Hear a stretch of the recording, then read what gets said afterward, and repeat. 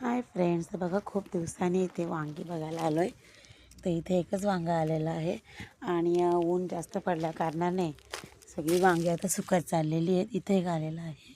हा बघा इथे पाण्याची पण खूप कमतरता आहे आमच्याकडे.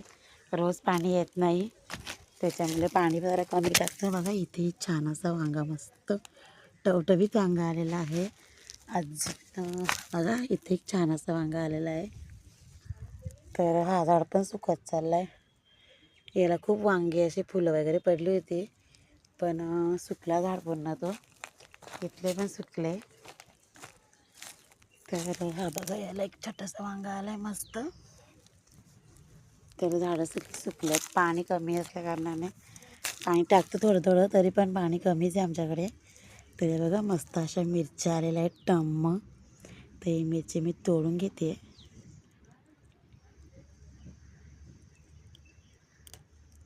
ही बघा इथे पण एक मिरची मस्त मोठी आहे. हिचं फुल अजून राहिलेल्यामध्ये मोठी होईल, पण झाडावरच सुकून जाईल, त्याच्यामुळे मी तोडून घेते. हे बघा याला पण छान असे फुलं वगैरे. बघा किती मिरच्या आलेल्या आहेत.